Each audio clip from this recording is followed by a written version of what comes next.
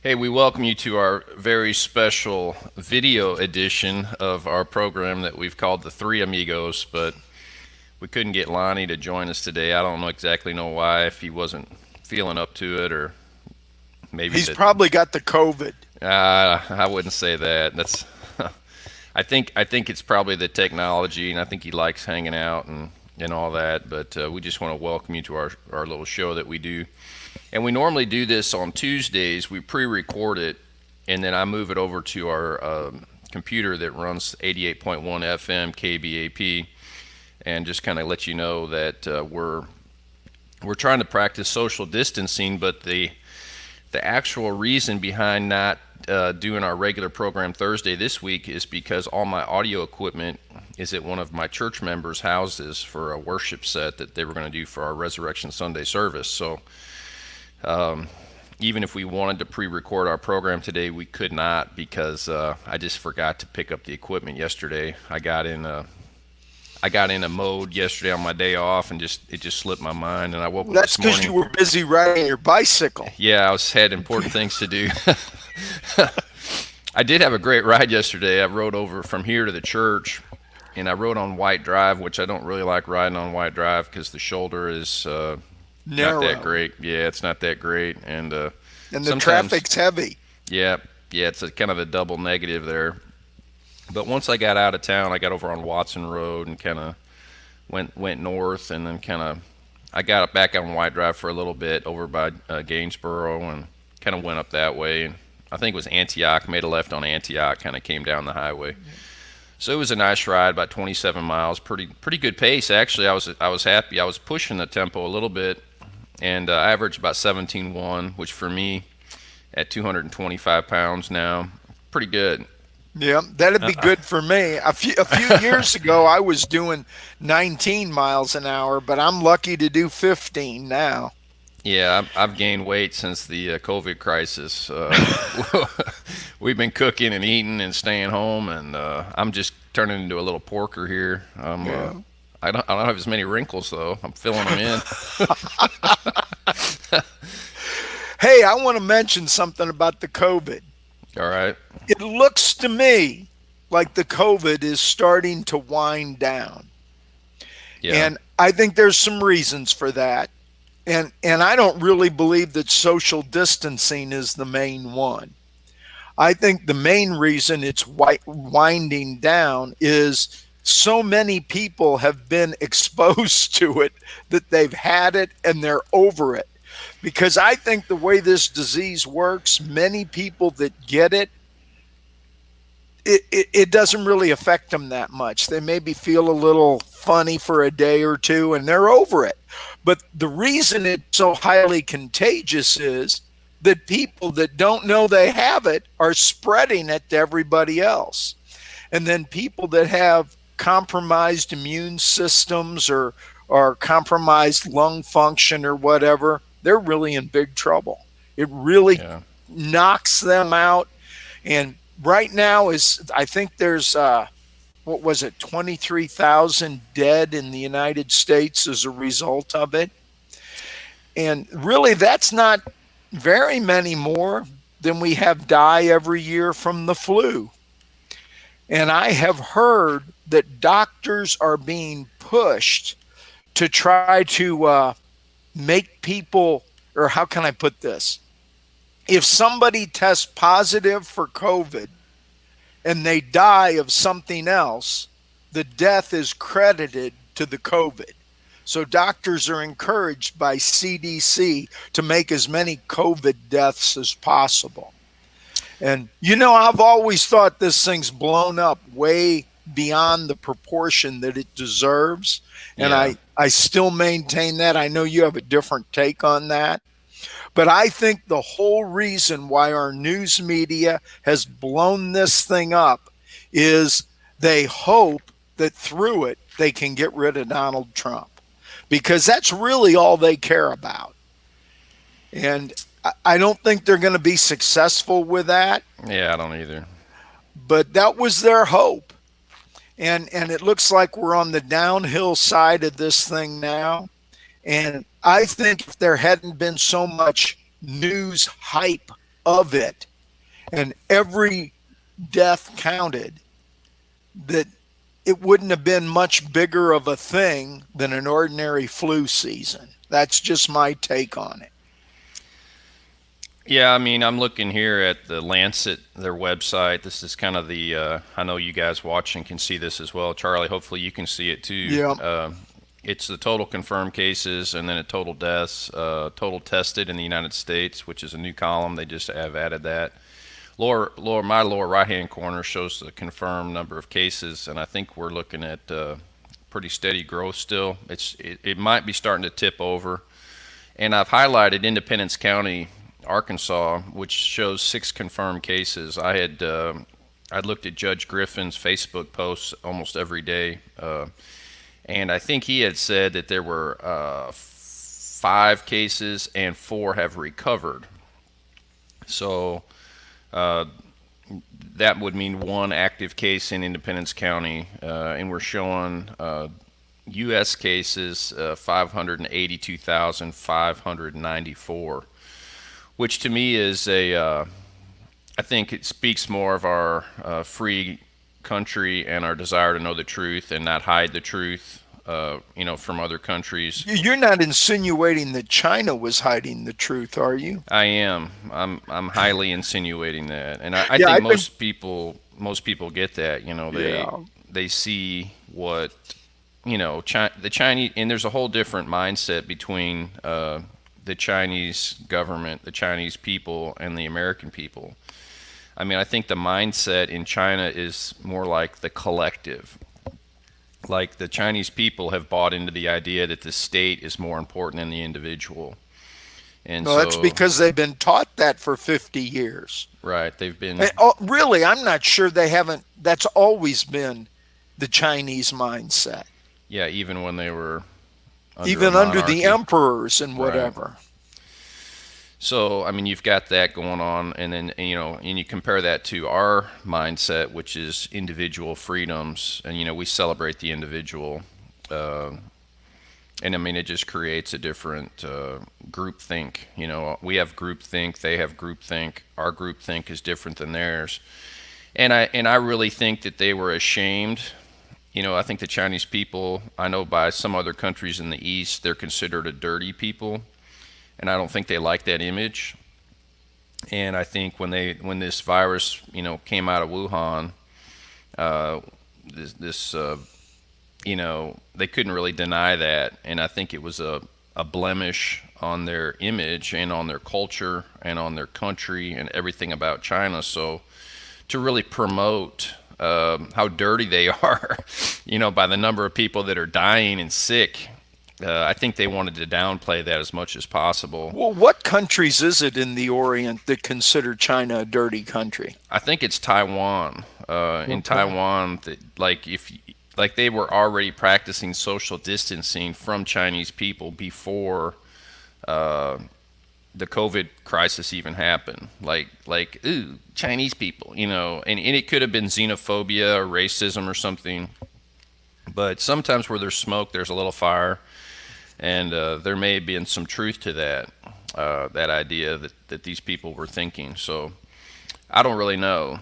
I don't live there. I'm like everyone else. I'm not. I don't have a red phone to the White House. Hey Tony, we want to fill you in on some things. For your show. I'm kind of shooting in the dark. I'm like a lot of people. I've grown very skeptical of the mainstream media. There's obvious biases in these media outlets for various reasons, whether they're personal political issues for the correspondents that cover the issues, or if it's corporate interest at the corporate level. There's all kinds of incentives out there to kind of motivate people to say what they say and do what they do. But anyway, I'm kind of like, I think it is what it is. I'm not really a big agenda guy on this one for some reason. I'm usually an agenda guy. I always see an agenda behind things. I'm kind of a Occam's razor guy on this. I think what it is what it is. I think some people get it, and like you said earlier, Charlie, they they seem to, just kind of shake it off. It's like a common cold. Other people get it, and it's like a flu. It's like you get aches and pains, and they shake it off. Other people get it, and they get very sick, but they recover. Other people get it, and the numbers I'm seeing on this group is about 15% to 20% of people who get it require intensive care and a respirator. Their ability, the virus attacks the lungs, and their ability to, absorb oxygen from their damaged lungs goes way down. And if it wasn't for that respirator, they'd be dead, which is part of the reason why I think you see higher recovery rates in certain countries. Certain countries have access to better medical care. But then, people in my age group, I'm in my 50s. There are people in their 50s that are dying from this. There are people in their 40s that are dying from this. Now the percentages, and that depends on their health condition to some extent. I think it does. I think you'd have to, be disingenuous with the facts to say otherwise. If you just wanted to think it was some kind of indiscriminate killer, it's really not. It tends, and these are percentages. These are just statistics. It's not set in stone. But usually, if you have pre-existing conditions like obesity, type 2 diabetes, high blood pressure, some of these other indicators that would say that your health is not in the greatest. Or if you have COPD. Yeah, COPD. From smoking all your life. Yeah, any of those kind of issues, raise your chances of really struggling with this virus. So. I believe one of the reasons that the Italian population was hit so hard is when an Italian baby is born, they put a cigarette in its mouth. And it keeps one in there until the day it dies. Now, that's a slight exaggeration, but the Italians really smoke a lot. And they're also, the Italian population is a fairly aged population. Yeah, my wife just got back from Italy about a year ago, maybe 9 months ago. And I asked her, I said, do you think Italy is the Florida of the United States? And she said, yes. You mean that there's a lot of old people there? Yeah, it's warm, it's nice. It's in the Mediterranean Sea. I think on the east side, it's the Adriatic. You've got people that have a little bit of money and retire, and they decide, hey, let's move to Italy. Let's finish our sunset years in Italy. And by the way, Italy, there's a lot of really good healthy things going on in Italy, other than the smoking issue you mentioned earlier. One of the oldest living populations in the world is in Sardinia, which I think is an island to the west of Italy. I mean, they are really doing well when it comes to lifestyle and wellness. We got a comment here. We got Shirley Green that says, hey, Pastor Tony, Brother Charles, and Brother Lonnie, blessings. Of course, Lonnie is a no-show, unfortunately. I wish he was here with us. But anyway. Yeah, hey, I want to say something else about that. I go to church with a doctor. He's a internist, internal medicine. Yeah. And he's been fairly active on Facebook commenting on the COVID virus and whatnot. And he believes it's all blown out of proportion. Yeah. And he has posted that he will treat any of his patients who have it with hydroxychloroquine. And, that's a drug that was used for treating malaria back, I think it goes back into the 30s. It's a very old drug, been around a long time. And they've been very successful with treating with it. And I really believe one of the reasons that we're seeing the problem go down is people are being treated with it. And it matters if you get it when you're treated with that drug. If they wait until you're in really bad shape, it doesn't do near as much good if they treat you very early, because the infection doesn't get as bad then. And so many people that have been treated with this have really responded very well and overcome the disease very quickly. And, for example, in New York, they were very resistant to using the drug. As a matter of fact, at least at one time, Governor Cuomo would not allow doctors to prescribe the drug, but people in the hospital could get the drug. Now, that's not because there was a shortage of the drug. I really don't know what his mindset was on that. But now I believe even in New York, doctors are prescribing the drug because it's been realized if you get it very early in the infection process, it has a lot greater effect and can really cure you. I believe that with hydroxychloroquine, we beat this disease. I believe it's, for all practical purposes, over. Now, I know you don't agree with that, Well, but I think it's a dangerous idea. And the reason I think it's a dangerous idea is if it's true, it's true, and I'm a fool. yeah. And let's just get the drug out there and quit talking about it. Let's just save everyone's life, and we can just all go on, no big deal. But if it's not true, and people believe it is true, then there'll be a lot of people that will die needless deaths over that. You mean because they'll be careless? They'll think, oh, this thing's nothing. I just have to just take that drug. I don't need a mask. I don't need to. Man, I can go wallow into a group of people. No big deal. I'll take a big deep breath. I can get that hydroxychloroquine. It's going to save my life. That's kind of where I am. Yeah. I believe that. Well, and if it's true, then you'll be just fine. But if it's not true, then you won't. And I think to all ideas have consequences, good and bad. And so if your idea is a good idea, then it's a great idea, and you would think it would catch on with mainstream thought if it's going to save every single person's life that takes it. Well, I don't believe that.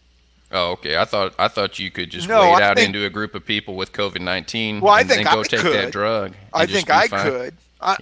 I'm not the slightest bit afraid of this disease. Yeah.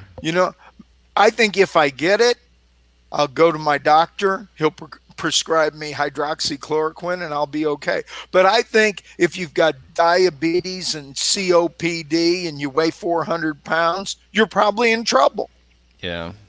Well, I think I'm it's 70, so I'm in the age group of people that would have a problem, but I'm also in pretty good health. You're not the typical American 70-year-old, though. And I would concede that point, of course. Yep, But at and the is same that because time- I had to drag you home on the last 100-mile bike ride we rode? Is that what happened? I thought you were Mr. Flat Tire, if I remember right. I I guess can't that's change true. my tire. Ooh. I made it in though, didn't I? Yeah, you did. You did great. It was the 100-miler before that I had to drag you in. Yeah, I think it's I mean, I don't want to overstate it, but it's a little bit like Russian roulette. You can, let's say you had a 10 bullet chamber. You could spin that chamber just with one bullet. Well, your chances are only 1 in 10.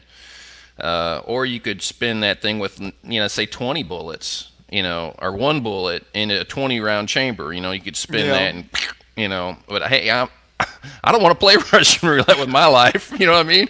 I'm not on that page at all. Yeah. So, Well, I want to say this about this. There's been a lot of negative press about hydroxychloroquine, okay?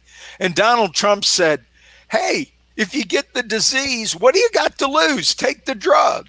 And he's Yeah. been criticized for that. But the drug is over 60 years old, and there's no known negative side effects from taking it. So Yeah. what do you got to lose? Take the drug. yeah, I've got an agreeer out here that's disagreeing with you, Charlie. It's Okay. Tony Anderson. He says, I agree with you, Tony. Supposedly this drug is causing some heart issues. Yeah. I personally haven't heard that. I don't know. They are very minor and in very few people. Yeah, I don't know. I mean, Well, what you've got is the news media. Think about this. The news media wants this disease to be as bad as it can possibly be. They want Yeah. as many people to die as possible. Because if it gets really bad, maybe we can get rid of Donald Trump. And that's really what they're interested in. I and mean, so- I don't know. So they would rather downplay the drug so people won't use it, so people will die because it will help their chances of getting rid of Donald Trump. They hate him that much. Yeah, And by I don't the way, know. they hate you and I that much too. Yeah, well, I don't know. I don't know that I'm even on their radar, but you might be, but I don't know that I am. which may be a badge of honor to be honest. But I would say I think if the media, obviously, I think people in the media have political opinions. I have a political opinion. You have a political opinion. People in our churches have political opinions. That's part of being an American. But I think the media is more incentivized to hype the COVID-19 thing based on clicks and money than it is on hatred for Donald Trump. See, I disagree with you on that. Okay, and here's I mean, if here's they what I if they think. were incentivized to hype it, I think they're hyping it to get eyeballs on the programming. Because I I gotta think watch it. I gotta watch it. What's happening? here's what I think. I think Donald Trump is hated because he's a white nationalist. Now, I what think is it? I think that's true. Yeah, what is a white nationalist? Well, his mother was a Caucasian, his father was a Caucasian, so he's a Caucasian. He can't help it. It's just the way it was. So he's white, right? Now, he's a nationalist. What does that mean? That means that he wants the United States to remain a nation. And the people on the mainstream media do not want any nations anywhere in the world. They want a one world government because they are totally and completely owned by the international bankers. And the international bankers want a one world government with them in charge of everything. And that's really the battle. And that's why I say they hate me and they hate you. Because anybody that believes that the United States should be a nation or that Italy should be a nation or France or you name it, they're the enemy because only one worlders are on their side. And that's why they've got to do everything they can to get rid of Donald Trump. That's the battle line. Yeah, You, I hear you, and I've heard you for years on that subject, yeah. and I know where you're at on that. I don't know if our viewers know exactly the way I know you, but and I agree with you in principle. I see everything that you see, but I also think, I guess I may be an idealist, more of an idealist about people in regard to the media. Like I despise some of the media pundits. Like they're smirky, they're smart alecky, they're smart mouth, they're like little punks. They just get on my nerves. I can't even hardly watch some of them. But then when I step back, I think, would this guy rather see people die, like this particular CNN pundit or whatever news media outlet? Would this guy rather see people die than see Donald Trump win an election? Would he sacrifice grandma and grandpa on the altar of his political ideology in order just to propagate this thing? And my answer to that question is no. Well, see, my answer to that question is a definite yes. Yeah, I don't think they would. And it may be that I'm just an idealist, and I just don't think. I mean, as much as I despise some of those Yeah. And people's by the thinking, way, it's not political ideology. That's not really what they're about. It's pure selfishness. They know that they are totally owned by the international bankers, and they know that their wealth depends on doing what the international bankers want. And they're going to do it because they want that money. And it's all about money. That's the only thing it is. They don't really care about ideology. Do you think Nancy Pelosi cares about ideology? I don't think she does. I think the only thing Nancy Pelosi cares about is making Nancy Pelosi richer and richer and richer. And she will do whatever she has to do that. And, the Bible says the love of money is the root of all kinds of evil. And, I believe the Bible's right. I could make an understatement and say most of the time, but I don't think it's right most of the time. I think it's right all of the time. And the love of money is the root of all kinds of evil. yeah, And that's where it's not ideology at all. It's greed. That's what and they don't care how many people die as long as they get more wealth. yeah, I don't know. Like I said, I may be an ideologically not quite as.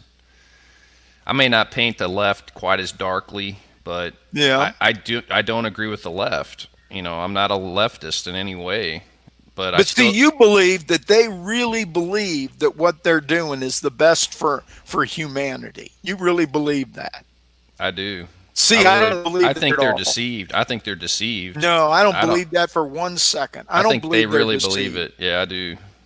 No, I don't. I think they're just greedy. They're You think they're just selfish. worshiping Satan and just walking around and I do sacrificing? believe they're now. They may not know they're worshiping That's what Satan. I'm saying, Charlie. I'm saying they're deceived. I'm saying Yeah, they are hearing a message in their minds. They're believing ideologies that they think are good and right, and they're not.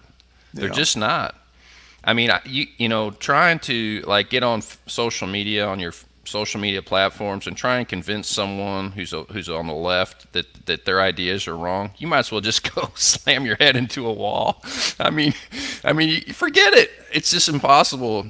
It's impossible to tell someone that abortion is murder who's a pro-choicer. I mean, they just don't get it, or they don't want to get it. I don't understand it. But Well, it's evil. Of course, it's evil. Yeah, Yeah, of and course, it's I evil. do believe that there's a high percentage of them that know they're worshiping Satan. Abortion is their sacrament. Just like we have a sacrament, we eat the bread and the wine, They have a sacrament, and their sacrament is the sacrifice of innocent human life. That's how they worship their god, Satan, because Satan hates mankind. Yeah. That's true. Yeah. Well, I guess you think that people know what they're doing on the extreme left. And I think maybe at the high levels they do. When you get up into the high levels of the international banking issues and all that, those people may be really demonically connected and know they are and have decided, hey, I'm just going to be this is my life, this is what I'm going to do. But I think most people are totally deceived. They have no idea that they're a puppet and they're being used by the enemy to destroy lives. I don't know how you can be deceived that murdering an innocent child, abortion, is not murdering an innocent child. That's beyond my comprehension Well, that I know. anyone could be that deceived. I think they know what they're doing. Yeah, I don't know. I think they turn it off. I mean, I think they want what they want. People have an agenda, they have things they want. And because they want what they want and the baby gets in the way, hey, they're just going to keep going the way they're going Yeah. and get rid of the baby. And it's awful. It's horrible. It is murder. And, but I think that's what happens to people. Yeah. I think they create ideas around it to make it okay. It's just not okay. I mean, I think history will indict our culture on that issue. When we go forward in time, hundreds and hundreds of years, they'll look back on this abortion issue in America and say that was the most barbaric thing. We cannot. It's like sacrificing babies in fire. I mean, it's like something you'd read in the Old Testament about some pagan nation. They think, hey, we're going to get. I was just watching a special on Liberia, Western Africa. I think the capital of Liberia is Monrovia, and it's pretty. It went through a civil war, pretty dark place, man, pretty rough. And you see the bottom of the barrel of humanity. At the same time in Liberia, there's a real revival of sorts with churches getting together and renting out soccer stadiums and worshiping God. So you've got this polarization. You've got real horrible. I mean, like I don't even want to describe it. It's so dark. It's so awful. But at the same time, you've got this revival of sorts. And but the people there that are really in the dark side of things. I mean, they are. It is dark. I'm talking cannibalism, child sacrifices, and they're out in the open about it. And it just reminds me. I think it was the prophet Jeremiah who said the heart of man is desperately wicked. And there's a sinful nature in man, and I think that's just a fact. that's just how it is, and we've got to submit our hearts and lives to Christ to get out of that system. The earth is broken and fallen. We live in a fallen world, and the only escape hatch is Christ. It's the only way out. You I can't certainly can't disagree with that. you can't get out with your Yeah. education. I mean, because think about how many horrible people there are that are highly educated. Yeah. I mean, they are brilliant people, but man, are they awful. I mean, think about Hitler's guys. Hitler's top guys. Those guys weren't dummies. Well, just as an example, think of the Clintons. Really, Hey, I you mean, trying to get us killed, man? What are you doing? really, how could there be people much more wicked than the Clintons? The Clintons have been responsible for the murder of over 20 people. And I Yeah, mean, they're not going to murder us because we don't mean anything. But they have murdered many, many people. Well, just think of Jeffrey Epstein. You know, yeah. See the does guy that killed anybody himself in believe prison? Jeffrey Epstein committed suicide in I, jail? I don't think. I don't think I mean, many people are buying that story. it just didn't happen. The Clintons or some other big shot that he could implicate. Hey, I got a comment here, Charlie, that came in from Shirley Green. Okay. She is a social conservative, but she's not on board completely with the conservative right either. She says, I don't believe in abortion. I don't believe in homosexuality. I don't believe in same sex marriage or transgenderism, but I don't agree with all the ideas of the conservative right either. So, can I address that for just a minute? Sure. All right, like I've met people who are social liberals, but no, excuse me, social conservatives, but fiscal Democrats. Like they want higher taxation, they want more regulations on the rich. They want less economic freedom. They want more government controls because of different things. And I'm not trying to. I know Shirley Green personally, and she's in my mind an outstanding person. I really like her very much. And so I'm a little conflicted because I'm a free market guy. Like when she says she doesn't believe in all the ideas on the conservative right, to me abortion is kind of like the elephant in the room.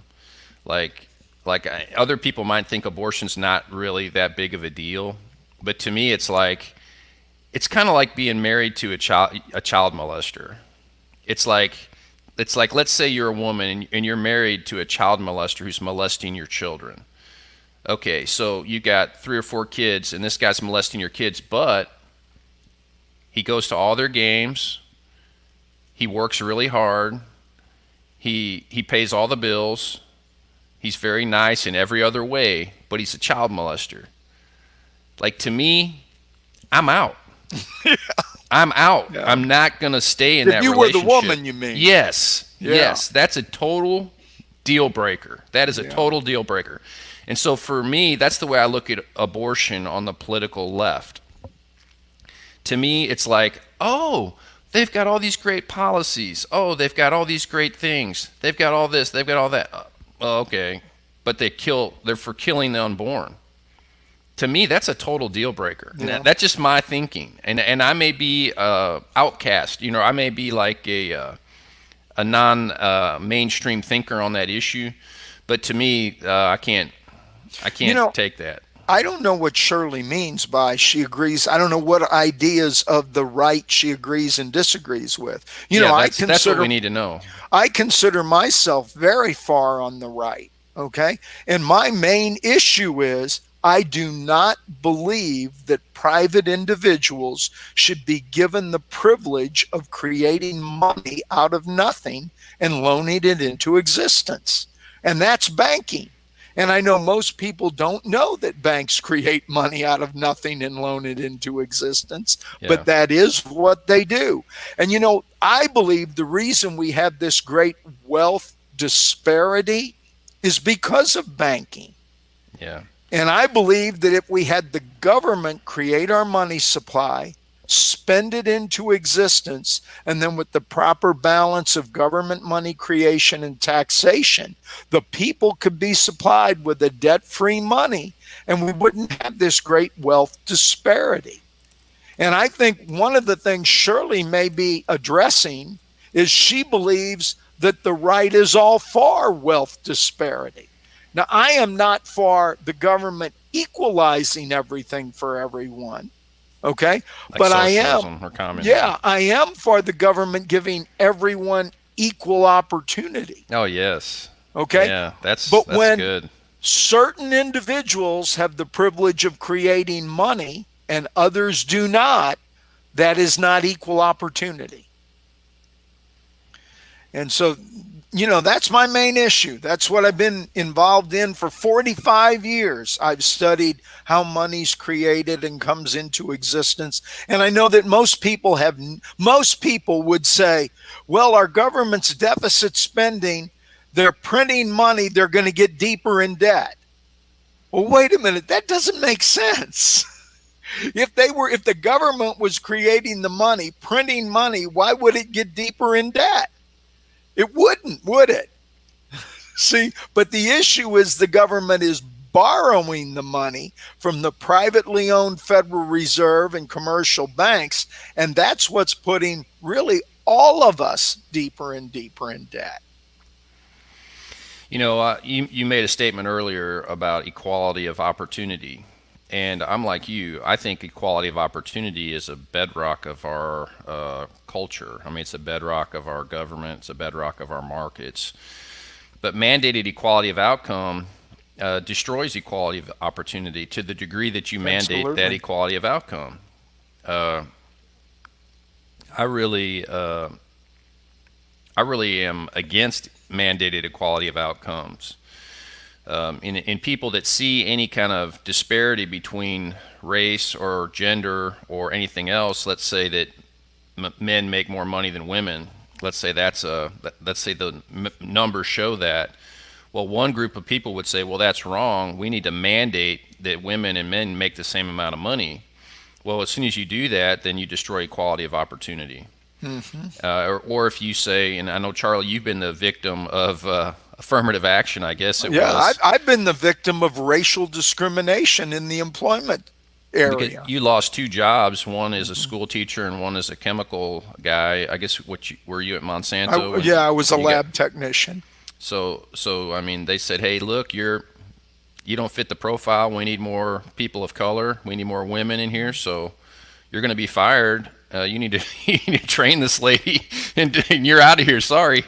Yeah. I mean that's really true. That happened to me. so that I mean, obviously you didn't like that. That destroys. But see, some people would say, well, good. He's a white guy. He needs to be fired.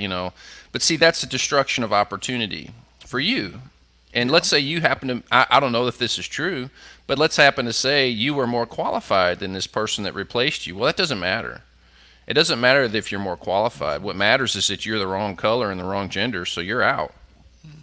And I don't think that's fair. I think it's bad for business because let's say you have to hire somebody who's less qualified because of their, and I'm not saying people are less qualified because of their gender or color. I'm just saying if they are, but you have to hire them. Now what you've done is you've put people into your workplace or whatever who are not as productive. They're not going to do as good of a job as somebody else. And what person running a company wants people working for them that doesn't do a very good job? I mean, if you've got a team of people, hundreds and hundreds of employees in your corporation, and you've got to hire people that are incompetent, based on criteria other than their ability to do the job, that's not good. That's not good for business. Now, what we had for years was white males were privileged because it was other white males who were in charge of most businesses and hiring, and that's who they preferred to hire. So white males got special privilege because of that. So then it's what we not did, what you know, it's who you know. yeah, well, and then what we did, we passed laws that said, okay, now white males have to be discriminated against. We have to have hiring quotas where white males have to either be fired or just denied promotions. And that was the law for many years. And that's the law that I was the victim of on two separate occasions. One, I actually lost a job, and the other one, I was denied advancement into administration in the educational realm. And I was told outright, you can't do this because you're a white male and we can't promote you. So it wasn't that I'm imagining that. That's what I was told by the administration, and that was the law at the time. Yeah. Which obviously is, it's a destruction of opportunity law for you. Yeah. It mandated that other people would get those opportunities, not based on the content of their character or their quality of their work. It was just basically because of their gender or race, which is, to me, racism. Yeah. That is the definition of racism, using race to define how you treat people or how you interact with people based simply on race. Has nothing to do with your abilities, has nothing to do with sorry, we got to hire so many people. That's racism to me. Or Now, gender. or genderism, yeah. Yeah, it was done by gender too. And so but I know, my thinking on that issue, it may not be representative of everyone else's thinking. I've noticed that over the years, that not everyone thinks the same way I do. Yeah. Hey, I got a quick comment here from a friend of mine in Graham, Texas, Luke Navarre. He says, "What do you got to bring up the Clintons for?" He says, I loved and I'll miss you. Tell Epstein we know he didn't kill himself." Most people know the Clintons have killed all kinds of people. Well, it's kind of like connect the dots. I don't know that anyone has got all the evidence to do that, but let me say this. I've known a lot of people through my life, and you know what? Not a single one of them has mysteriously died. The Clintons know a lot of people, and an awful lot of them have mysteriously died. Tony, do you have any friends that have mysteriously died? Actually, I do have one that was murdered, and that was Linda Collins Smith. Yeah. Yeah. And, I guess somebody could say, well, she was a friend of Charlie's. That's why she died. Well, I doubt that that's the case. Yeah, but I don't know. She was also going to do some testimony that was negative toward the Clintons. I don't know if you know that, but yeah. And I don't know. I don't know if that's linked or not, but I have no idea whether that's linked or not. It's one of those things where, you just kind of go, Hey, I got a comment here I want to show on the screen, Charlie. This is Keith McHugh. He says, I don't mean to try and speak for Shirley, but she may feel like many people in America, and they agree with most of one group's beliefs, just not all, like, say, social responsibility of its people, maybe universal health care versus abortion or gun rights or any other hot topic matters. So, I think Keith's got a point, like you probably, on the banking issue, that's a very hot button issue for you, because I think you see it as a very core central theme. I've known people over the years that believe because of the banking issue we have a two-headed one-party system, and that the Republicans and the Democrats are just a distraction, and that the central bank actually runs the country, and the banking interests run the country, and then the Republicans and the Democrats are just the front group to kind of make the American people think they've got choices and they're making decisions and all that, which is another really interesting concept. It's pretty dark, but I know there are people that actually, that subscribe to that, and I have considered it. I've thought of that, and here's what, I think that's the case. Well, all you got to do is follow the money. Yeah. I mean, as much as people have Trump derangement syndrome, I think people have like the opposite, like Trump can do no wrong syndrome.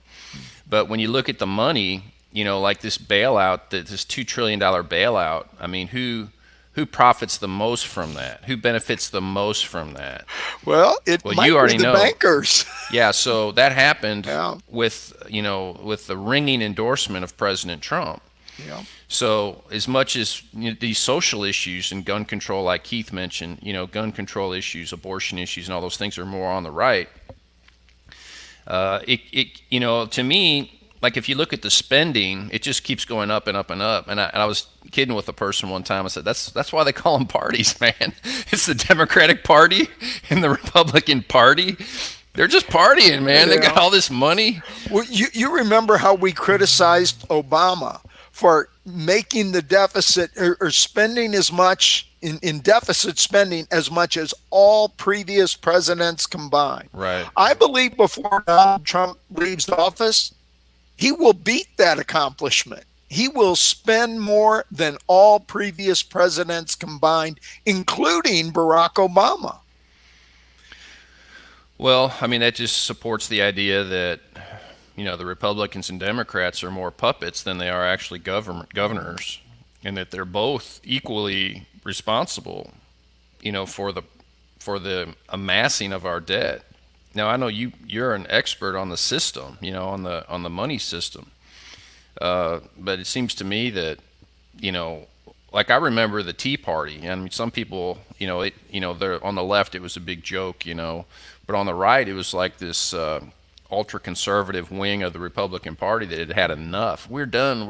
We're not spending anymore. We gotta create laws. We're gonna clamp down on this debt and all this. And man, everyone on the right just rallied behind that idea. It was like a great thing. And now it's just like President Trump just destroyed the Tea Party.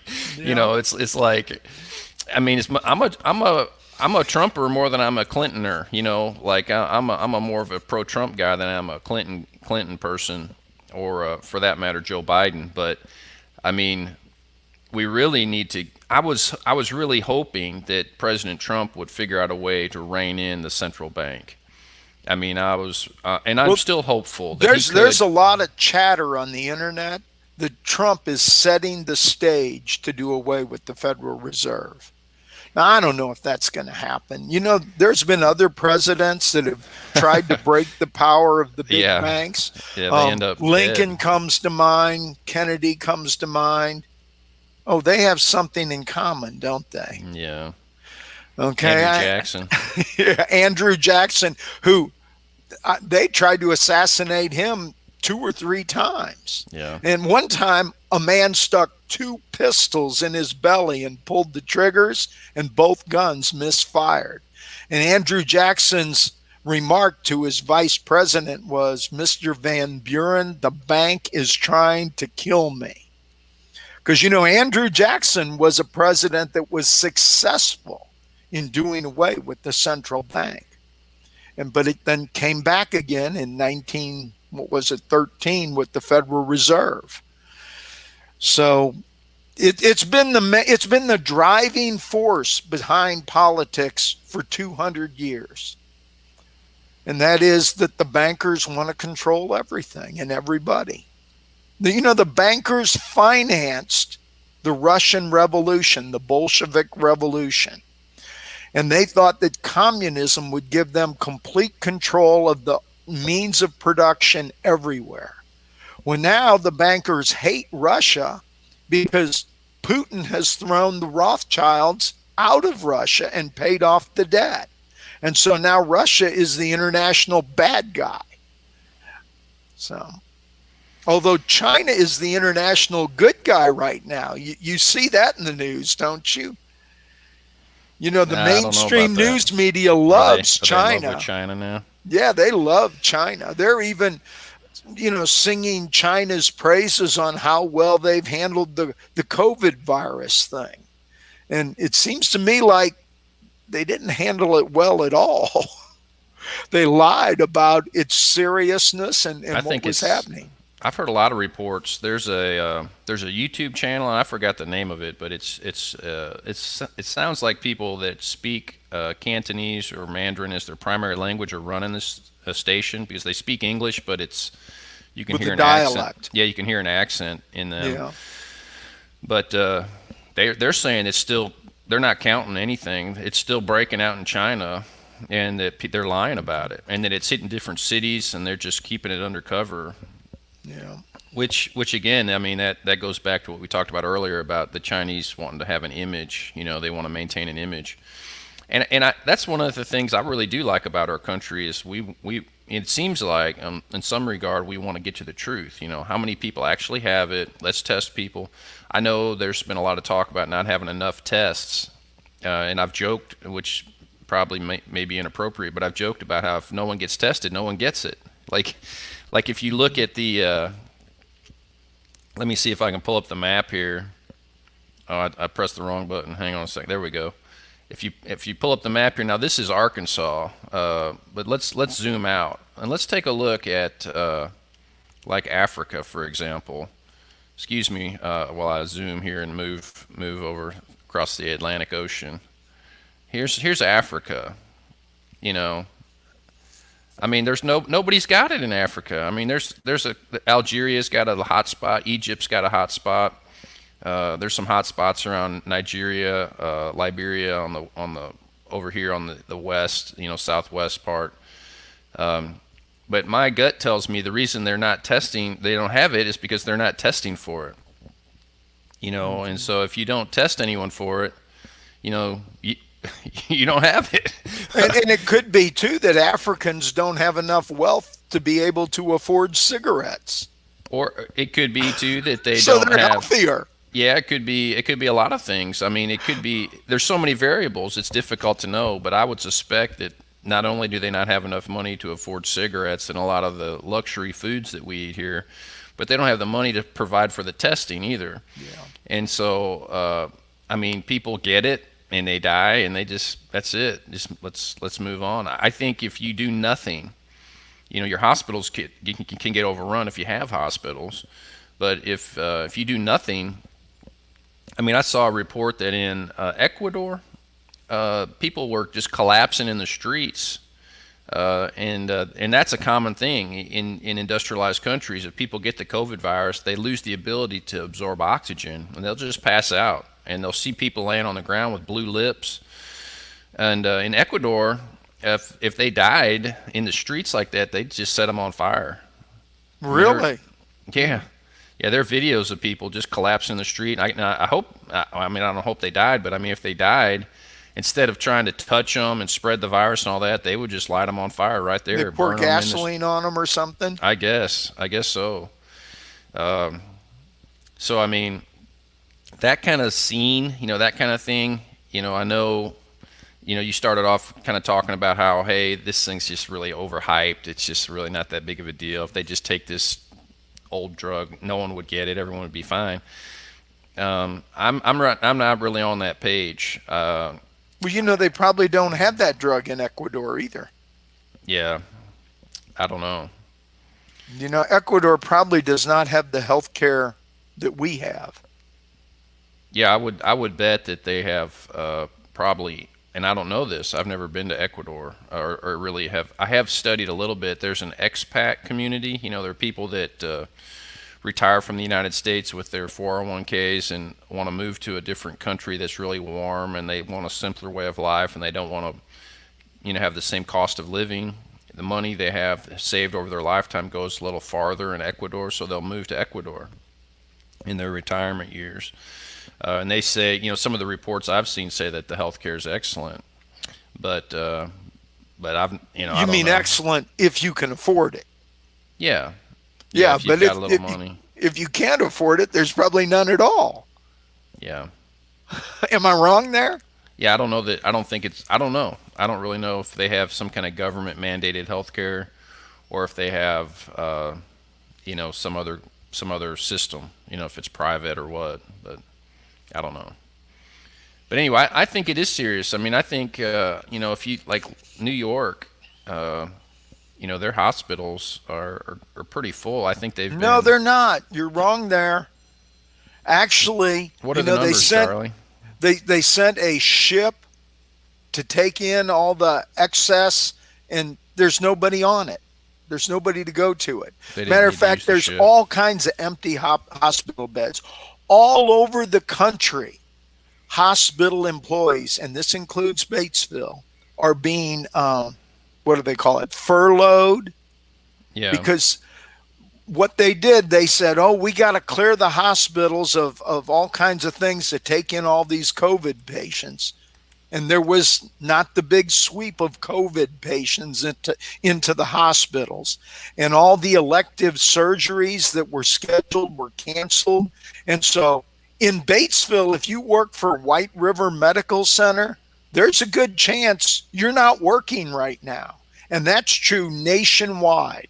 Yeah. Well, 10,000 people have died from coronavirus in New York State.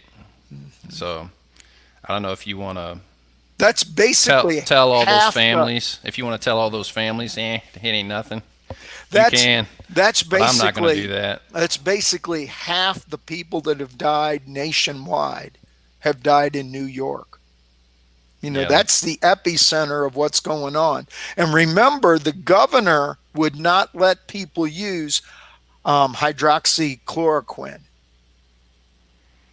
Yeah, there's 7,349 deaths in New York City. And there's 23,000 nationwide. Yeah, I don't have the death rate of the country here. I just have the Well, I just heard that on the news the other night, just last okay. night. So like I mean, just to say, oh, hey, all you people over there, it's nothing. If you just would have had that hydroxychloroquine, you wouldn't have died. Your I, governor killed you. I think there's some truth in that. Eh, I don't know. I Well, don't he's really know. allowing it to be used now. Yeah. So I don't know. I think you're suffering from cognitive dissonance, Charlie. I think you're being exposed to ideas that are so outside of your norm that you're having a hard time digesting it. Yeah. And so you're Well, now creating remember, loopholes in your thinking to make it more palatable. the models said that all the hospitals were going to be overwhelmed, and that hasn't happened anywhere. Yeah, That has not did it happened. happen in China? It may have happened in China, but it hasn't happened in the United. We don't really know what happened in China because we Yeah. can't get truth out of China. Yeah, well, I think if we could guess something with a decent amount of assurity, we would guess that they underestimated their numbers.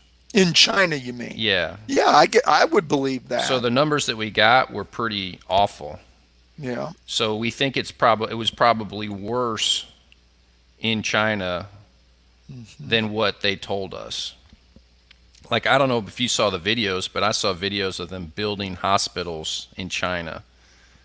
Like, okay, let's build a hospital. Trucks, time lapse photography. It was built in three Sure. days. You know, that could have been just a big show. You know what, I don't know though? the reason for In that show. It seems like in this the time opposite of period, what the Chinese agenda first of would be. all, I would say this. I think the outbreak of this disease was many, many months prior to when we've been told that it really was. And I believe that it's even been around the world, especially it's been in California much longer than many of us have known. I believe months longer than many of us have known. And there were probably people that died of it in California, people infected with it before we were even looking for it, and they were not counted as having died of COVID 19.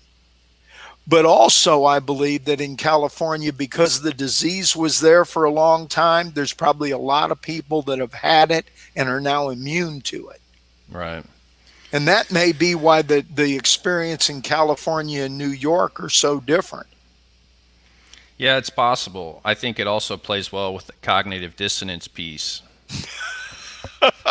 Anytime you run into like you're proposing that the majority of people in the United States have already had the COVID-19 Oh, virus. I'm not proposing that. I'm not And so proposing because of that. that, we've already established herd immunity. And so we don't I really need to think there worry is a about it. degree of herd immunity in at least portions of California that has been established. I I, think I think I'm that's hearing that in the possible. news. I think that's possible, but I think it's a dangerous idea Yeah. because I think what it causes people to do is to minimize it. And then when they minimize it, then oh well, let's go out and run around. Oh, I got it. Oh, I died. Darn. Or I took a respirator away from someone else that needed it, for We no we have reason. all kinds of excess respirators that aren't being used. As a matter of fact, It wasn't that way in Italy. no, it wasn't. But we have excess respirators. As a matter of fact, I'm trying to think I think it was Washington, Oregon, and California are sending respirators out of their states because they're saying we don't need these. We've got more than we need. And New York is the place that's in the biggest trouble. They're sending them to New York. Yeah. But So hospital beds are not full. Hospitals are empty. yeah, because they've looked at the numbers in China, they've looked at the numbers in Italy, they've looked at the numbers in New York, and they've been like, we probably need to prepare for this. And so everyone's kind of bracing for impact, and the impact has been minimized, probably in part due to people who are very cautious. It's probably in part to the social distancing efforts that, we've been told to practice. I just watched a video. I had one of our church members posted a video on Facebook last night of a guy that went to church. One person had it, infected 23 people. It was somewhere in Georgia. And the video was kind of cool in the sense that this guy had a visitation from the Lord in the ER. He was not the ER, he was in intensive care. He was struggling for air, really having a hard time, and Jesus came into his hospital room and blew into his lungs, and then he immediately started to recover. The doctors asked him, "Are you a praying man?" And he said, "Yes, I've been a praying man my whole life." And they said, "Oh, your prayers," this is what he said, the doctor said something to the effect of, "Oh, your prayers have created a lot of positive energy for you." And he said, "Well, you can call it positive energy if you want, but it was Jesus. Jesus came into my room and breathed in." And it's kind of a cool testimony of God's healing power. And I believe God heals, but I'm kind of like Benjamin Franklin. I think an ounce of prevention is worth a pound of cure. If we can just maybe not get it in the first place, that's the page I'd like to be on. But here's the thing, Tony. In these months since this disease first occurred, there's been a lot of research going on. Sure. And we now have remedies for this. Now, I'm not going to say we got a vaccine because we don't, but there are treatments. And this hydroxychloroquine has been one that's been very successful. And there's also serum antibodies that are being used and several other treatments that are being successfully used that when it first hit China, they didn't know anything about that. Right. And medical knowledge in the treatment of this disease has grown immensely in the last few months. Right. And the one thing about this disease that makes it very different is it really spreads like wildfire. Yeah, it's got a high R0 value. Yeah, it is very, very contagious. Right. Hence the social distancing Yeah. component to the program. It's probably more contagious than anything we've come up against in our lifetimes. Yeah, I think it's 2.8 something, 2.84, 2.87 is the average R0 value of the COVID-19 virus. Yeah. I think measles was 15. I think measles was a lot more contagious. Okay. But it just depends. If you go into a crowded room and start hacking and coughing, it's going to be way over 3 or 2.8 or whatever it is. And there was that super spreader in South Korea. In South Korea, this lady, she went to her church and I think infected 47 people, just one. Of course, I think she was symptomatic, and I think she was, she was breathing on people. Shouldn't have been in church. Yeah. Well, I mean, that's just common decency. When you're sick, you don't go around other people. Well, yeah, but some people think, hey, I got to work, I got to do stuff, I got to get out, I don't want to lay in this bed anymore, I'm going to go out, and man, they spread it around. Well, I tell you, in my life, I've had situations where you're not feeling good, and you're not sure whether it's allergies or a bug. Right. And I know I have allergy problems at times, and my doctor will say, well, you're not running a fever, it's probably allergies. Yeah. I know, too, every time I sneeze or cough now, I go, oh, man, is that the thing, And then I pay attention to it a little more, but I don't know. Well, I've if you coughed get a couple it, times in the last you 2 need to weeks. go see my doctor. All right. I'll consider that very strongly. And like you say, if this drug does work, man, I'm lined up. I'll take it. It's not me saying it. It's I know. You're thousands and thousands of doctors saying it. Yeah, well, that gives it a lot of credibility. Hey, Hey, I wanted to mention to those of you guys watching and those of you that listen to KBAP, if you're interested in supporting the station, you can do that on PayPal. I've got a little PayPal link set up there at the bottom of the screen. If you can, I don't know if you can remember TVH Ministries or not, but that would be awesome. That would really help us out a lot. And Charlie, I'm about wrapped up here. We're about an hour and 5 minutes into this. Okay. You ready to shut it down? Got any Shut her down. Closing remarks or anything? People have probably had all they can stand of us. Yeah, we've had 5 to 8 people watching the entire time, and this video will be posted to YouTube for later, and also Facebook on the KBAP Facebook page. So anyway, we thank you for watching with us. Hey, let's I got a couple comments here. Let's see what we got here. Okay, let's get these comments in, Charlie. You care? Okay, fine. This is from Luke. He says, depression is contagious too. It's starting to kill more and more people. Does that factor into the way all of this is handled? I think it does. I mean, I don't know how you factor that in. I think people need to monitor their own mental health more so. I mean, I think we can kind of look after one another as well.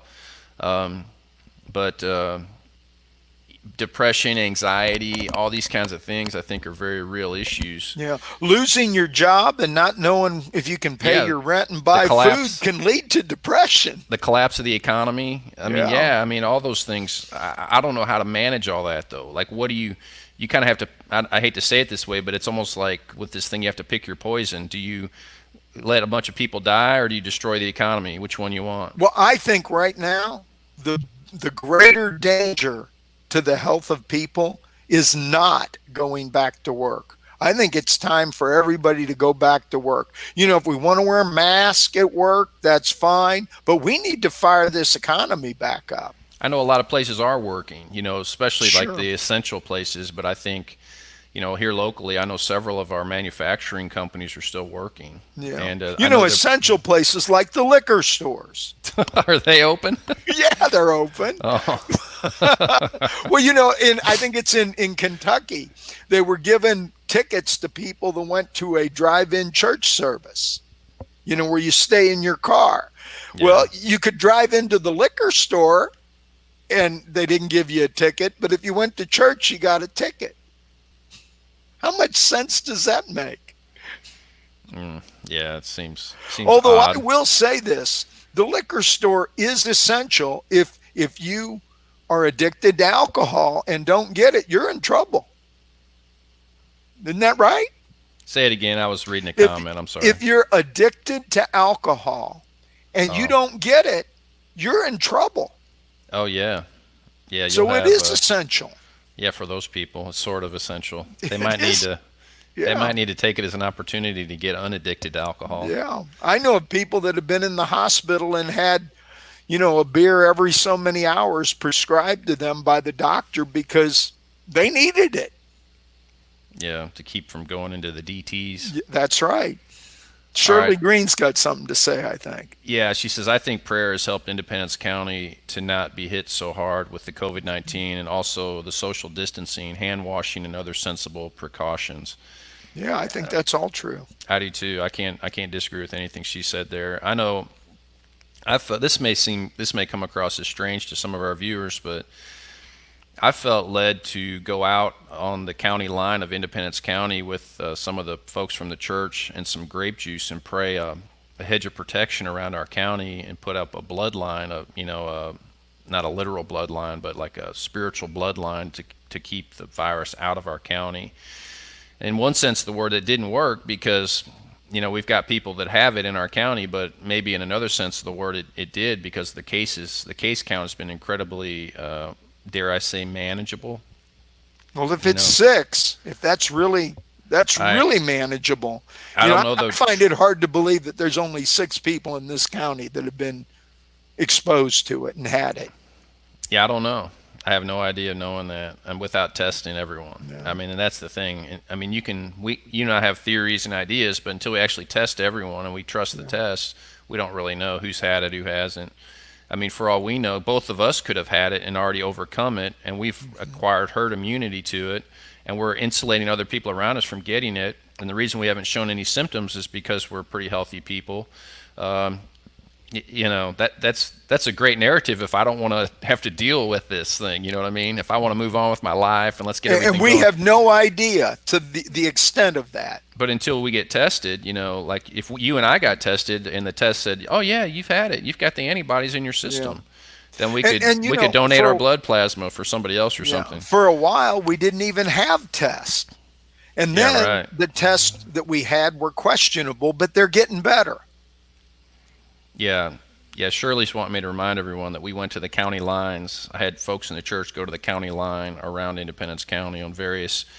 It wasn't every single solitary entry point, but it was the main thoroughfares into our county. And I had them go out there and pray a hedge of protection and pour out grape juice on the highway. And no one was harmed in the shooting of this video. No one was. But we actually videotaped it. You know, we put together little videos. It's real simple. And but anyway, we're just still praying and believing for God to protect us. And you know, like the land of Goshen, the people of God were in the middle of the adversity, and the plagues that fell on Egypt didn't really fall on Goshen much. So I'm believing for that for all of our viewers and all the people connected to us. And Charlie, you care if I pray? No, not a bit. All right. Well, Father, in Jesus' name, we just thank you that you died for our sins, that you love us. There are things that we just absolutely know. We know for a fact. And Lord, but then there are these other things we're just not sure about. And Lord, today I ask you, God, to continue to protect us, keep us safe, help us to be wise to until this thing passes over. And Lord, that's what we're just decreeing it is a Passover. Lord, we just celebrated Passover and unleavened bread and first fruits here this April. And Lord, we thank you for the winds, this tipping point, for the winds to blow, and for this virus to become less and less of an issue in our culture. Lord, we thank you for healing us, delivering us, setting us free, and protecting us in Jesus' name. Amen. Amen. Amen. Well, thanks everybody for watching, and we'll catch you next time.